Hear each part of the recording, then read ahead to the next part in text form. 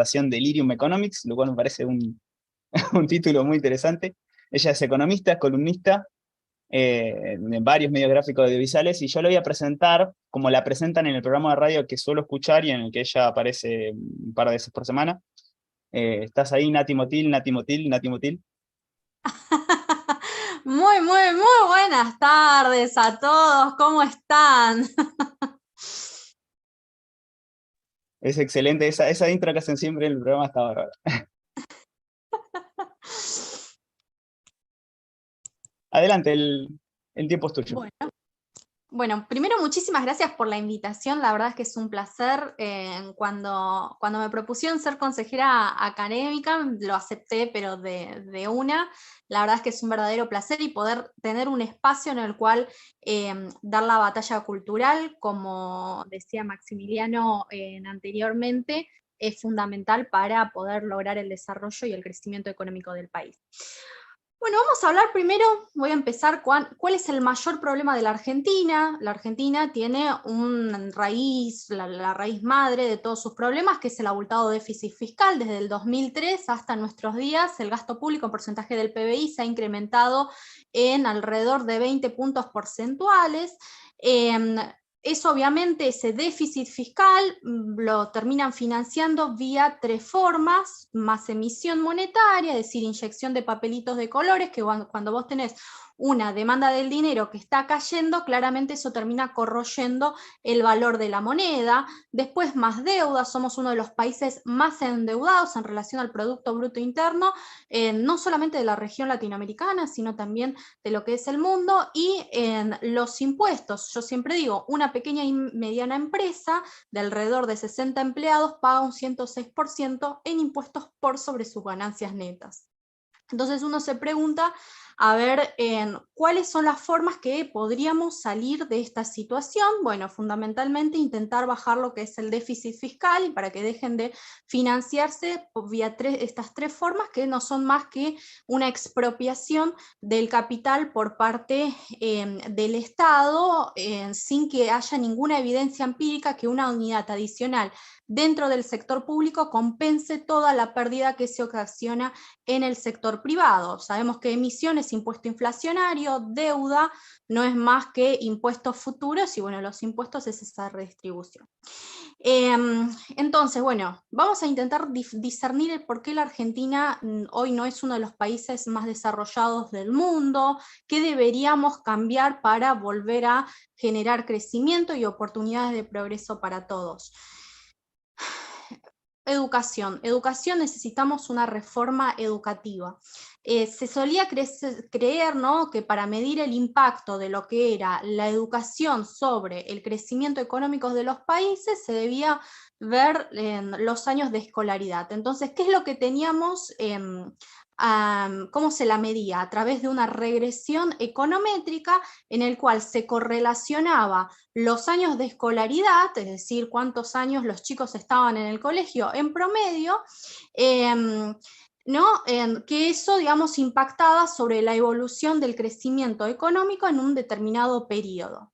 Y hay unos autores que me gusta mucho mencionar, que es Hanushek y Wossman, en el cual ellos trataban de decir, bueno, ¿por qué la Argentina en la década de los 60, cuando tenía quizás años de escolaridad muchísimo más alto que la de los países asiáticos, inclusive un nivel de PBI per cápita muchísimo mayor, no logró después eso impactar en un crecimiento económico mayor? Es decir, estos países asiáticos presentaron un crecimiento del PBI per cápita de alrededor de entre el 6 y el 7% en los posteriores años, mientras que la Argentina se empezó a estancar. Recordemos que a finales en el 1800, después de la década de la generación de los 80, de todas esas ideas liberales, la Argentina era uno de los países más ricos del mundo, teníamos los salarios reales más altos, que se equiparaban inclusive a la de los países más desarrollados, salarios industriales, no solamente los relacionados al agro, y después empieza a estancarse a finales del siglo XX, y hoy se encuentra bajo en niveles de PBI per cápita. PBI per cápita no es sinónimo de bienestar económico, ojo, pero sí nos sirve sirve para acercarnos. Es más, hay muchas teorías en las cuales el PBI per cápita explica quizás las otras en perspectivas, un mejor nivel de salud, mejor nivel de educación, etc. Estas se encuentran en debate.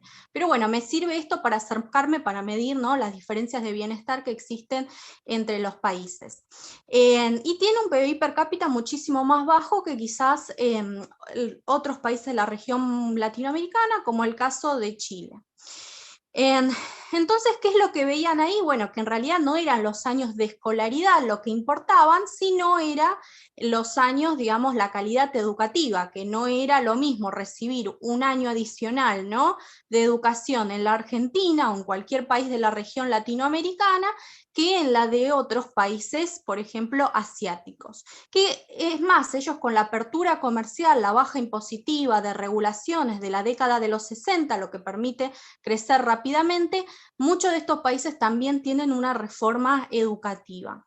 Y ahí, bueno, entendieron que esos años de escolaridad no tenían un impacto significativo sobre la evolución del PBI per cápita de los países, pero sí empezaba a cobrar significancia los años de la calidad educativa, que no solamente, digamos, impactaba a nivel, ¿no?, de las capacidades cognitivas, sino también, me están pidiendo las bibliografías, después se los voy a estar mandando bien, no solamente sobre las capacidades cognitivas, sino también en la productividad de esa persona en el mercado laboral. Entonces eso le permitía después acceder a mejores salarios. Otro de los autores que me gusta, ¿no?, mencionar con respecto a la pobreza, porque en la Argentina casi hablamos de pobreza estructural. Nosotros, 4 de cada 10 argentinos se encuentran por debajo de la línea de pobreza, un nivel de vida de los trabajadores que se ha corrosionado en alrededor de 40 puntos porcentuales en los últimos 10 años, 7 de cada 10 chicos en el conurbano que se encuentran por debajo de la línea de pobreza. Entonces uno intenta, bueno, tratar no solamente la pobreza de no poder acceder a una cesta, ¿no?, de bienes, de servicio básico, canasta básica alimentaria, canasta básica total, sino también es la privación de las libertades individuales. Eso está muy relacionado a lo que quizás lo desarrolló en su momento Amartya Sen. No es lo mismo, más allá que quizás el PBI per cápita en algunos países se encuentra muy alto, más alto que quizás en otros países de la región inclusive latinoamericana, pero por ejemplo las mujeres tienen las libertades coartadas, entonces obviamente eso también es pobreza, ¿no?, y es una pobreza en sentido muchísimo más amplio de la que conocemos metodológicamente cómo medirla acá en la Argentina a través del INDEC. Entonces, y esa pobreza, digamos, estructural, después te genera problemas de muy largos plazos. A ver, ¿por qué? Hay 2 autores que me gusta también mucho mencionar, que es Hannu Scherf y Johannes, que ellos trataron de decir que esas personas que se encontraban durante muchísimo tiempo en una situación de pobreza, después terminaban tomando decisiones más cortoplacistas, a favor del consumo y en contra del ahorro. Entonces, no sé, trabajaron mucho en Kenia, eso viene con quizás la visión de Duflo, esto de realizar experimentos o microexperimentos en determinadas poblaciones, aplicar una determinada política pública y a ver cuáles eran los resultados. El último, digamos, Duflo premio Nobel. Y lo que determinaron es que justamente, no sé, a 3 grupos, ¿no?, les daban a unos $1000, a otros $300 y a otros $0. Aquellos que no habían recibido ningún, digamos, ingreso, tenían un nivel de estrés muchísimo más alto que los que habían recibido esos ingresos. Es más, los pusieron a ver, a mí me gusta ver estos experimentos, los pusieron a ver a una película de terror y en contra de aquellos que veían una película, bueno, normal, ¿no? Y después, al final de esa película, les dijeron si decidían, si les daban $100 ahora o $150 mañana, y muchas de esas personas, las que habían visto la película de terror, es decir, se habían expuesto a un estado de estrés, habían respondido que querían esos $100 mañana, en cambio aquellos que no habían sido expuestos a esa película, ¿no?, de estrés, decidieron que querían esos 150, obviamente, dólares, como es lógico, mañana. Entonces ahí, digamos, determinaron que existía claramente una correlación entre lo que era el estado de estrés. Vos estás en una situación de pobreza, estás en un estrés continuo, entonces te lleva a eso a encontrarte en una situación más de tomar decisiones más cortoplacistas en contra de quizás las decisiones de largo plazo. Entonces uno dice, bueno, ¿por qué le dan un plan social y se lo gastan en, no sé, no sé, una coca en vez de que el alimento sea balanceado, que tenga nutrientes, lo mismo a los chicos, que bueno, se enfoquen en darles esa educación? Entonces, si vos te encontrás en esa situación durante muchísimo tiempo, eso termine afectando a esa persona y que después ese problema se transmita, digamos, a lo largo del tiempo. A ver, ¿qué es lo que pasa, no? Quizás, ¿cuál es el problema? Porque quizás genera eso mutuaciones a nivel microeconómico. Vos cuando tenés cambios abruptos y de forma totalmente repentina y violenta en aquellos fundamentos macroeconómicos, como por ejemplo el sector externo, lo que tiene que ver con las cuentas fiscales, es decir, se incrementa lo que es el déficit fiscal, o bueno, cualquiera de estos, digamos, de lo básico. ¿Qué es lo que hace la gente? Bueno, genera mutaciones microeconómicas, es decir, afecta las decisiones a nivel microeconómico, estos desequilibrios macroeconómicos. Es más, después estas mutaciones microeconómicas generan desequilibrios o que no se puedan ajustar rápidamente los mecanismos de ajuste de esos desequilibrios económicos. Entonces, por ejemplo, nosotros tenemos ahora este año reglas fiscales determinadas y no la vamos a cumplir. Nuevamente se incrementa el déficit fiscal o por el shock energético, etc. ¿Qué es lo que termina pasando? Es que justamente los individuos reaccionan ante esos cambios, que terminan acortando los contratos, los plazos de los contratos, obviamente dejan de demandar quizás activos en pesos, empiezan a demandar activos extranjeros, y entonces eso es lo que genera, digamos, que quizás se baje la actividad económica, el Estado no pueda financiarse en lo que es el mercado local de deuda, y baje la recaudación y nuevamente se acreciente lo que es el rojo fiscal, y eso termine acelerando aún más lo que es la inflación. Entonces vos terminás en dinámicas quizás explosivas, porque tenés que volver a recurrir a la emisión monetaria para financiar ese déficit fiscal. Entonces, allá me preguntaba, ¿no? ¿Qué es lo que hacemos para intentar cambiar esta situación, salir de esta situación de pobreza, mejorar la educación? Y bueno, reformas de fondo. Y acá me voy a detener y decir, sí, ahora les voy a mencionar cuáles serían las reformas que debe aplicar la Argentina para salir de esta decadencia, pero yo siempre digo, existe otro equilibrio, que es el político, que son los intereses de ciertos grupos de presión que terminan primando sobre los intereses económicos.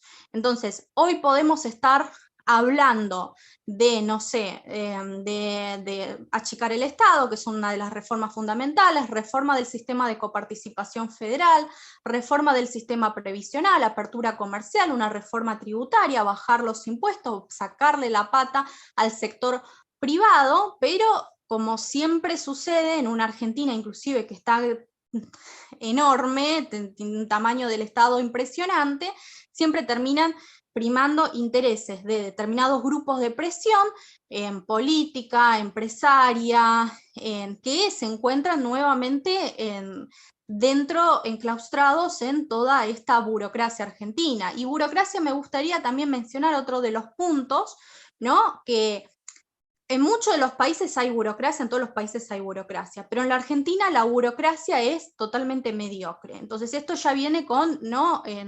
Quizás Weber inclusive lo voy a mencionar, no es muy liberal, pero hay algunas cosas para rescatar, que justamente lo que mencionaba es, para poder salir es aquellos países que tuvieron un rápido crecimiento, como por ejemplo los sudeste asiáticos, los tigres asiáticos, sus burocracias respondían a ciertas características weberianas. ¿Qué quiere decir? Que aquellas personas que se contrataban cumplían un examen, no eran nombradas a dedas, no eran la hija de Vidal, por ejemplo, y además tenía situaciones gratificantes en el largo plazo. Aquella persona que sabía que se iba a quedar ahí en el empleo público durante mucho tiempo, y además que iba a ascender jerárquicamente, iba a tener mayores beneficios, claramente que no iba a recurrir a cuestiones quizás corruptas, etc. O sea, en la Argentina, si nosotros correlacionamos la evolución del PBI per cápita con esta escala weberiana, es un paper de Evans y Rauch, que les recomiendo que lo lean, veías que estaba en esa línea entre los últimos en esa escala, mientras aquellos países más desarrollados con el PBI per cápita más alto se encontraban primeros. El caso inclusive ¿no? de Japón, que ahí vos tenés, más allá de que cambien quizás los gobiernos, los que se quedan en la burocracia y que piensan en, bueno, en vez de invertir en gastos en corrientes, invertimos en infraestructura, en mejorar las comunicaciones, en lo básico que necesita y que es quizás en visión de Kruger sería lo más eficiente, en el cual el Estado sí tiene ventajas comparativas por sobre el sector privado, lo único que dice que puede llegar a tener, claramente que ahí debería ser ¿no? lo que es el foco. Entonces esas reformas integrales, digamos, las necesitamos, mejorar la educación, una reforma educativa, mejorar la calidad de educación, no solamente los años de escolaridad. Hace poco el Fondo Monetario Internacional publicó un informe espectacular en el cual hablaba sobre qué es lo que debían hacer los países para poder crecer. Tener calidad institucional era una de esas patas, y otra de las patas era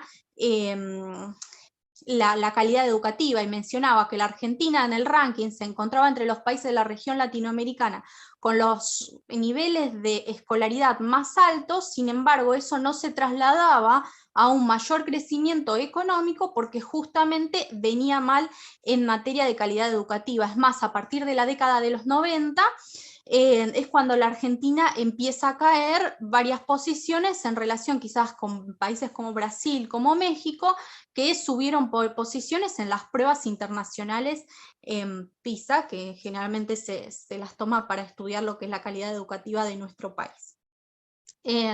Pero bueno, fundamentalmente enfocarnos en este tipo de reformas que podamos solucionar este tema de la pobreza, no solamente la igualdad, porque nosotros sabemos que en aquellos países quizás latinoamericanos, populistas, les gusta hablar mucho de los indicadores de igualdad. La Argentina ha mejorado en el último periodo de tiempo, pero ojo que nosotros podemos ser un país igualitario, pero un país totalmente pobre, que es más, estos gobiernos lo que generan es una igualación hacia abajo.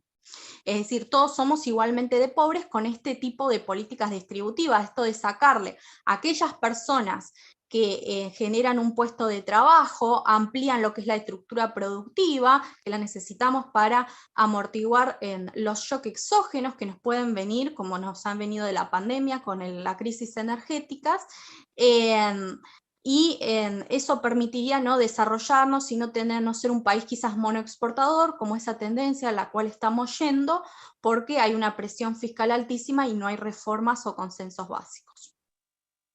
Nati, dije, ¿en qué momento le puedo decir que estamos cortos de tiempo? No, tremendo, muy buena, Ahí lo muy capté. buena la presentación, pero no, claramente tenías mucho para decir y lo comprimiste, pero no, estuvo muy bueno. Estuvo muy bueno. Habían preguntas, pero las fuiste contestando a medida que fuiste avanzando, así que vamos a dejarlo en un agradecimiento por tu tiempo, por tu energía, la verdad que le pusiste todo. Y bueno, nada, un saludo y gracias por estar. Un saludo enorme, muchísimas gracias por la invitación y sigan metiéndole para adelante.